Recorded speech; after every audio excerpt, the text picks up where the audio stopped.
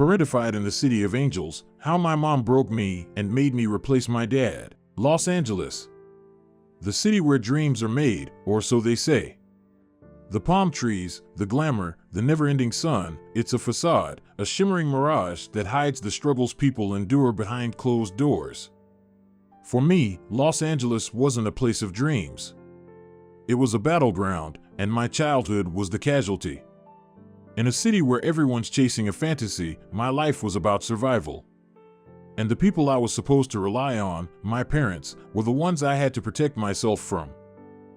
Until I was 9, I was an only child. My memories of those years are fragmented, blurry, but they carry a sense of isolation. My parents were present but never involved. My dad worked long hours, my mom busied herself with housework, and I drifted through my days. I craved connection, but I didn't know what I was missing because I'd never had it.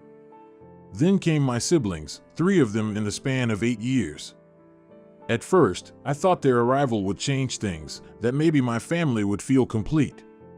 What I didn't realize was that their births marked the beginning of the end of my childhood. Let's talk about my dad. I hesitate to even call him a father because that implies he actually fulfilled the role. My dad was more like a ghost. He haunted the house with his presence, always lurking but never engaging. He worked hard, and I'll give him that, but his contribution stopped there. He didn't ask about my day or help with homework. He didn't show up to school events or celebrate my achievements. He existed in his own bubble of work and complaints, completely detached from the family he'd helped create. And when he wasn't absent, he was angry. Little things set him off, the house being too loud, something out of place. His anger was sharp and sudden, like a thunderstorm you didn't see coming. And when it passed, it left behind a silence that was almost worse. My mom, on the surface, was everything my dad wasn't.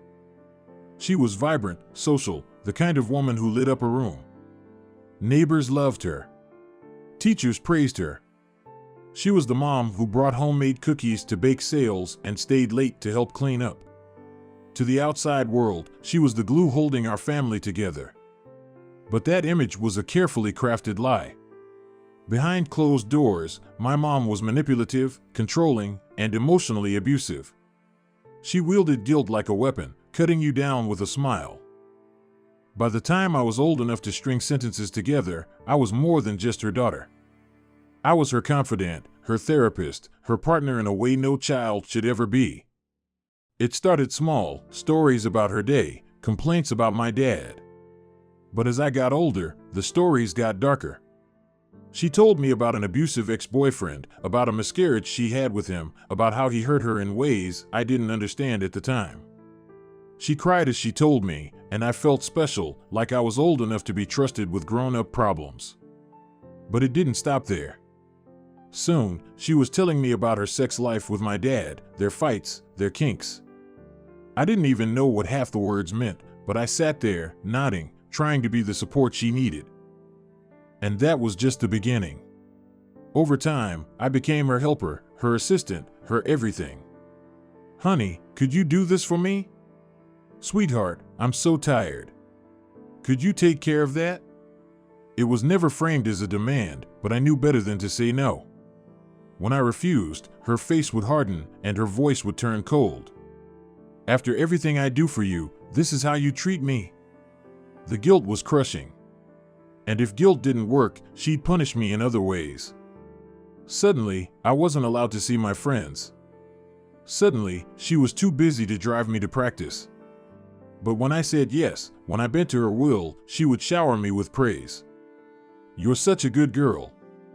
You're so mature. I don't know what I'd do without you." At first, I believed her. I thought I was special, that I was helping. But over time, I realized it wasn't about me. It was about control.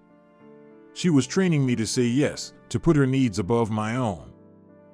Then my siblings came along, and everything got worse. With each new baby, my responsibilities grew. I wasn't just helping my mom anymore, I was raising her children. I changed diapers, made bottles, helped with homework. When my siblings cried in the middle of the night, I was the one who got up to soothe them. When they were scared, I was the one who held them. Not my mom. Not my dad. Me. I became their parent in every way that mattered. People noticed. At school events, parents and teachers would comment on how much I helped my family. "You're such a great sister," they'd say. But it didn't feel like praise, it felt like confirmation that I was trapped. Trapped in a role I didn't ask for. Trapped in a life I couldn't escape. And then there was the abuse. My parents didn't just yell, they hit. They hit when they were angry, when they were frustrated, when they didn't know how else to express themselves.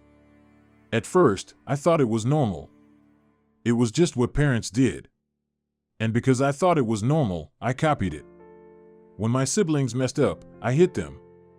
I thought that was what parenting looked like. I hate myself for that.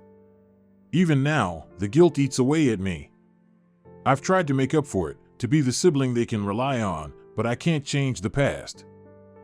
As I got older, I started to see the cracks in my mom's facade. For years, I thought she was the victim. She always painted herself as the hero, the one holding our family together despite my dad's failures. But now I see the truth. My mom wasn't just a victim, she was the architect of my misery. She used me, molded me into her perfect little helper, and made me believe it was my duty to take care of her. And the scariest part? She was so good at it that even now, I can't bring myself to fully hate her. She knows exactly when to be kind, when to show me just enough love to make me doubt myself. There are moments when she's everything I ever wanted her to be, gentle, understanding, kind. In those moments, I question everything. Maybe it wasn't that bad. Maybe I'm overreacting. But then her mask slips, and the truth comes crashing down. Now, I'm stuck. I want to leave. I need to leave. But the thought of abandoning my siblings fills me with guilt. What will happen to them when I'm gone? Who will protect them from our parents? At the same time, I can't stay. Staying means losing myself completely, sinking deeper into a role I never wanted. Los Angeles might be the city of angels, but for me, it's been a city of broken dreams. I dream of leaving, of packing my bags and stepping out into a world where I can finally breathe, where my identity isn't tied to what I can do for someone else. I imagine a small apartment, nothing fancy, just mine. A space where I can wake up without the weight of someone else's expectations crushing me before I even get out of bed. I want to study, to build a career, to figure out who I am outside of this family. But then I think about my siblings, and the guilt crashes over me like a wave. My siblings didn't ask for this life either. They didn't choose to be born into a household ruled by manipulation and anger. I'm the only buffer they have, the only one who shields them from the worst of it. If I leave, what happens to them? Who will dry their tears when mom yells at them for something trivial? Who will comfort them when dad's anger flares up over nothing? I think about my youngest sibling, barely a toddler. I think about how my mom raises her hand to him when he cries too long, how my dad snaps at him for simply being a child. He's too young to understand what's happening, but he will one day. And it terrifies me to imagine him growing up the way I did, thinking this is normal. My sister, the second oldest, has started to see through our parents, too. She's at the age where she's realizing things aren't quite right. But unlike me, she fights back. She doesn't bend to mom's guilt trips, doesn't fall for her manipulative praise. It makes my mom furious. She compares my sister to me constantly. Why can't you be more like your sister? She's so mature, so helpful. You're selfish. I see the way those words cut my sister, and it makes me want to scream. She's not selfish, she's a child. A child who deserves to live her own life, not be molded into a replacement for me. My brother, the middle child, is quieter. He's too scared to stand up for himself, too scared to even speak sometimes. He tiptoes around our parents, doing everything he can to stay out of their line of fire. It breaks my heart because I see myself in him. I see the fear, the constant second-guessing, the way he shrinks into himself to avoid conflict. He's a sweet kid, and I want so badly to protect him. But how can I protect them if I'm not here? And how can I save them if staying means sacrificing myself? Sometimes I fantasize about taking them with me. I imagine packing them up in my car and driving far away to a place where our parents can't find us. We'd start over. I'd get a job, put them in school, make a real home for us. A place where they can laugh without fear, where they don't have to look over their shoulders every second. But I know that's just a fantasy. I'm barely holding myself together. How could I possibly take care of them on my own? And then there's the fear. What if I leave and they resent me for it? What if they think I abandoned them, that I didn't care enough to stay? I know what it feels like to be abandoned, to feel like no one's in your corner. The thought of them feeling that way because of me is unbearable. At the same time, staying feels like slowly suffocating. Every day I spend in this house, I lose a little more of myself. I feel like I'm trapped in a role I never wanted, performing a script I didn't write. The older I get, the more I realize how much of my life has been stolen from me. I've missed out on friendships, on hobbies, on opportunities because my entire existence revolves around my family. I see my friends living their lives, going to college, traveling, dating, and I feel like an outsider looking in. I want those things, too. I want to be normal, to wake up without the crushing weight of responsibility on my chest. But the guilt is always there, pulling me back, whispering that I don't deserve to leave, that I don't have the right to put myself first.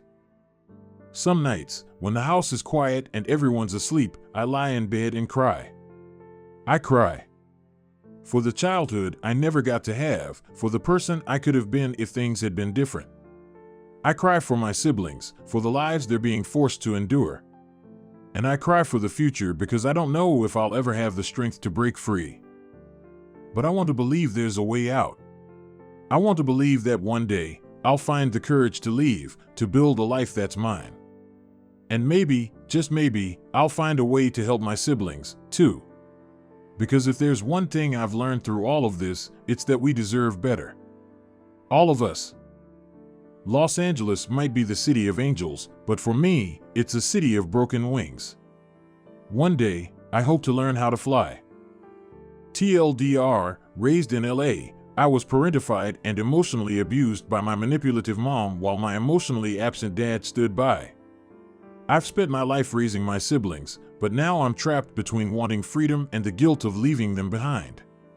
My dream is to escape and build a life of my own, but the path forward feels impossible.